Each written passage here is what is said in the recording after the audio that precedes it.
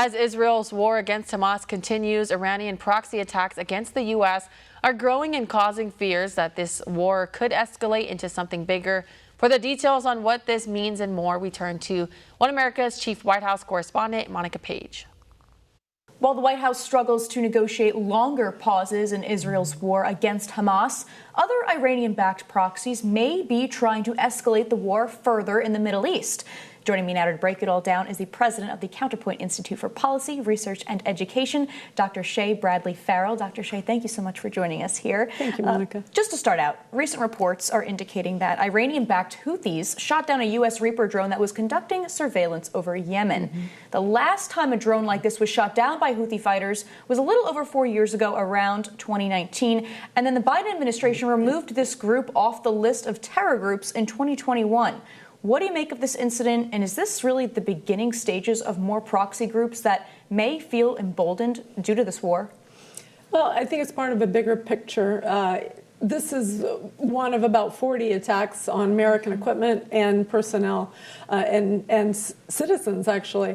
So it's part of a bigger picture of what's going on. Iran, a few weeks ago, moved the Revolutionary Guard Corps to the border of Syria, mobilized Hezbollah as well in Lebanon.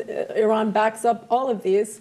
And they've been sending missiles into Israel from the northern border. And actually, could I just say this very quickly, because people need to understand this. I was in Israel in 2019. I was on the Gaza border in Israel, and they began, Hamas started sending missiles over into where we were. We had to go nearby a bomb shelter. We saw where the tunnels were dug by Hezbollah to come in and attack Israelis. And my point is to Americans to understand the sort of security situation that Israel is under on a daily basis. That was what was really driven home to me. They are constantly on guard, and they are a democratic country. They are our ally, and we need them for the stability in the Middle East.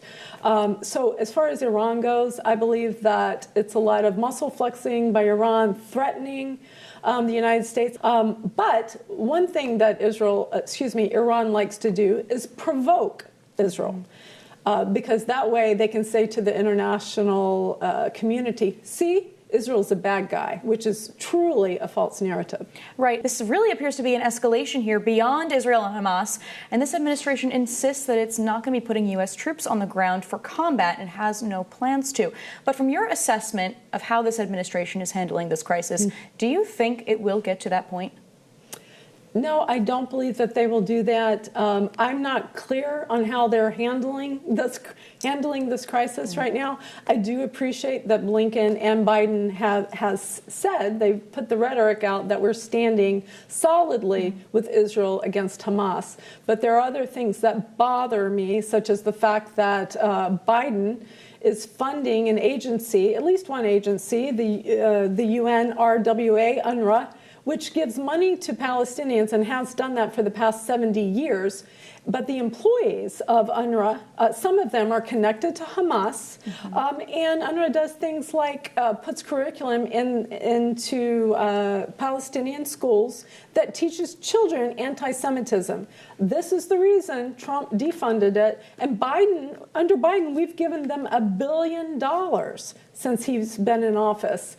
So I'm confused about, if we stand with Israel, why are we funding the root problems of terrorism against Israel? Right. There's been constantly mixed messaging coming from the White House as far as where those dollars are going to. As we know, the government in the Palestinian region is essentially Hamas. So we cannot guarantee that any of that money is going towards where it needs to go. Dr. Shea Bradley, thank you so much for joining us here on One America News. Thank you. For all our viewers asking where One America News is heading in the future, we would like to introduce you to OAN Live. OAN Live is the best way to stay up to date on all of the hard-hitting, straight-shooting, national and international headlines. And the best part is, OAN Live is only $4.99 per month. All the credible, honest, unbiased reporting One America News offers at a fraction of the cost of cable. Just go to OANN.com to easily sign up for OAN Live and stay informed.